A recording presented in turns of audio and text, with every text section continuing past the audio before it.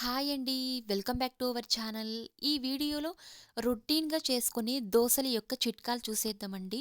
బియ్యాన్ని నానబెట్టడం నుంచి దోసలు వేసుకునే వరకు కొన్ని చిట్కాలు చూసేద్దామండి. చాలా యూస్‌ఫుల్‌గా ఉంటుంది. అలా చేసుకోవడం వల్ల దోస బ్యాటర్ అనేది ఎక్కువ రోజులు మనం నిల్వ చేసుకోవచ్చు. అంతేకాదు ఇప్పుడు చలికాలం కాబట్టి పిండి అనేది అస్సలు పొంగదన్నమాట.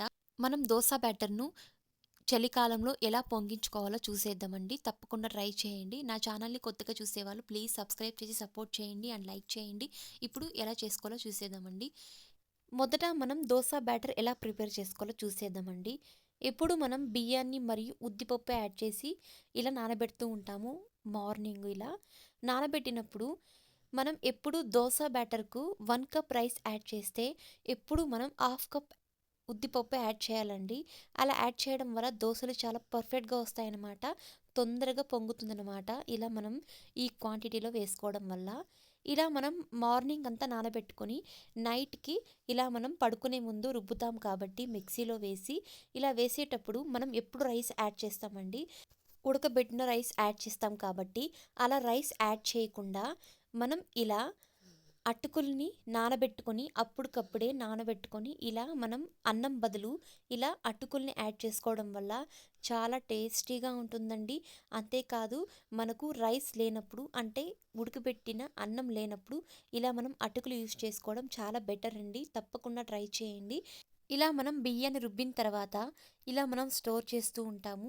ఎప్పుడు మనం ఇలా స్టీల్ బాక్స్‌లోనే స్టోర్ చేయాలండి పిండిని. అప్పుడు చాలా హైజీనిక్‌గా ఉంటుంది. ఇందులో త్వరగా చెడిపోదన్నమాట. అదే మనం ప్లాస్టిక్ డబ్బాలో పెట్టినట్లయితే చాలా డేంజర్ అన్నమాట. ఇలా మనం స్టీల్ బాక్స్‌లో పెట్టుకోవడమే మంచిదండి. ఎప్పుడు మనం దోస బ్యాటర్‌ని ప్రిపేర్ చేసేటప్పుడు ఎక్కువగా వాటర్ కన్సిస్టెన్సీ ఉండకూడదండి. ఇలా ఇలా మీడియంగా ఉండాలి. అలాగని గట్టిగా లేదు, అలా వాటర్‌గా లేదు. ఇలా మీడియంగా ఉండాలి. అలా ఉన్నప్పుడు తొందరగా చెడిపోదన్నమాట. బ్యాటర్ అనేది చాలా రోజులు నిల్వ ఉంటుంది ఫ్రిడ్జ్‌లో. ఇలా మనం చేసుకోవాలండి. ఇలా దోస బ్యాటర్‌ను ప్రిపేర్ చేసి ఇలా స్టీల్ బాక్స్‌లో ఎయిర్ వెళ్ళని కంటైనర్‌లో ఇలా మనం క్లోజ్ చేసుకోవాలనమాట. చలికాలం కాబట్టి ఇప్పుడు బ్యాటర్ అనేది తొందరగా పులియదనమాట. చాలా లేట్ అవుతుంది. ఇలా మనం ఒక బెడ్‌షీట్ తీసుకొని ఇలా బాక్స్ మీద ఇలా వేసుకోవడం వల్ల తొందరగా పులుస్తుందనమాట. చాలా బాగుంటుందండి ఈ టిప్పు. చలికాలంలో మాత్రం ఇలా బాక్స్ మీద బెడ్‌షీట్ యాడ్ చేసి కప్పి గాలి వెళ్ళిన ప్రదేశంలో ఉంచినట్లయితే మార్నింగ్‌కి చాలా బాగా పొంగిపోతుందనమాట బ్యాటర్ అనేది. తప్పకుండా ట్రై చేయండి. మనం దోసలు వేయడానికి ఫ్రిడ్జ్‌లో నుంచి ఇలా బాక్స్‌లో ఉన్న దోస బ్యాటర్‌ను తీసుకుంటామనమాట. ఇలా మనం సెపరేట్‌గా ఒక బౌల్‌లో దోస బ్యాటర్‌ను యాడ్ చేసి కొద్ది కొద్దిగా ఇలా మనం వేసుకోవడం వల్ల బ్యాటర్ అనేది తొందరగా చెడిపోదనమాట. ఇలా సెపరేట్‌గా యాడ్ చేసి యూజ్ చేయడం వల్ల మనం డైరెక్ట్‌గా అందులోకి గరిటె వేసామంటే బాక్స్‌లోకి తొందరగా చెడిపోతుందనమాట. ఇందులో కొద్దిగా సాల్ట్ యాడ్ చేసి మనం యూజ్ చేసుకోవచ్చనమాట. మనం బ్యాటర్ ప్రిపేర్ చేసేటప్పుడు అందులో మనం సాల్ట్ డైరెక్ట్‌గా యాడ్ చేయకుండా, ఇలా మనం చేసేటప్పుడు కొద్ది కొద్దిగా ఇలా బ్యాటర్ తీసుకొని, ఇలా మనం సాల్ట్ యాడ్ చేసుకోవడం వల్ల చాలా బావుంటుందండి. బ్యాటర్ అనేది తొందరగా చెడిపోదనమాట. ఇలా మనం యూజ్ చేసుకోవడం వల్ల. చూడండి ఇలా బ్యాటర్ కొద్దిగా గట్టిగా ఉంటే కూడా మనం ఇలా వాటర్ యాడ్ చేసి మనం బ్యాటర్‌ను తయారు చేసుకోవచ్చండి. అలాగే మనం డైరెక్ట్‌గా అందులోనే గరిటె వేసి తిరిగి మనం దోసలు వేసుకోవడం అప్పుడు బ్యాటర్ అనేది చెడిపోతుందనమాట పిండి అనేది.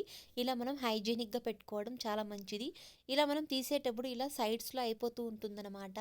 దీన్ని మనం చక్కగా ఒక టిష్యూ పేపర్ తీసుకొని మనం ఇలా క్లీన్ చేసుకోవడం వల్ల చూడండి చాలా బావుంటుంది. చేతులు పెట్టకుండా ఉండొచ్చనమాట. ఇలా టిష్యూ పేపర్ పెట్టి మనం క్లీన్ చేసుకోవడం చాలా బావుంటుందండి. బ్యాటర్ కూడా తొందరగా చెడిపోదన్నమాట. ఇలా మనం పెట్టుకోవడం వల్ల. మనం ఎప్పుడైనా దోస బ్యాటర్ ప్రిపేర్ చేయడం 1 వీక్ చేసుకుంటామనమాట. అలా ఉన్నప్పుడు మనం చాలా హైజీనిక్‌గా పెట్టుకోవాలండి. దోస బ్యాటర్ యొక్క బాక్స్ అనేది ఇలా క్లోజ్ చేసుకోవాలనమాట. ఇక దోసలు వేసుకోవడం అండి. దోసలు ఎప్పుడు మనం వేస్తూనే ఉంటాము. డిఫరెంట్‌గా వేస్తూ ఉంటాము. మందంగా, పల్చగా అలా వేస్తూ ఉంటాము. పేపర్ దోస ఎలా వేసుకోవాలో చూసేద్దామండి. చాలా టేస్టీగా ఉంటుంది. మనం ఎన్ని తిన్నా కూడా అస్సలు చాలదనమాట. అంత బావుంటుందండి. ఇలా మనం గెరిటె తీస్తాం కదా! ఆ గెరిటెతో ఇలా మనం స్ప్రెడ్ చేసుకుంటూ బ్యాటర్‌ను ఇలా చేసుకున్నామంటే చాలా టేస్టీ అయిన పేపర్ దోసలాగా తయారవుతుందండి. చాలా ప్లెయిన్‌గా ఉంటుందండి. పేపర్ లాగే ఉంటుందండి అచ్చం. ఇలా మనం స్ప్రెడ్ చేసుకోవడం వల్ల ఇలా అంతా బ్యాటర్‌ను స్ప్రెడ్ చేసి దీని మీద కొద్దిగా ఆయిల్ యాడ్ చేసుకున్నట్లయితే చాలా బాగుంటుందండి. ఎన్ని తిన్నా కూడా మనకు చాలదన్నమాట. అంత టేస్టీగా ఉంటుంది. చూడండి మనం చేసుకున్న పేపర్ దోస చాలా సన్నగా ఉంది. చాలా బాగుంటుందండి. ఇలా ఒకసారి ట్రై చేయండి. మనం ఎప్పుడు మందంగా వేయకుండా ఇలా పేపర్ దోసలాగా వేసుకోండి. చాలా బాగుంటుంది. ఎన్ని తిన్నా కూడా మనకు అస్సలు చాలదనమాట. తప్పకుండా ట్రై చేయండి.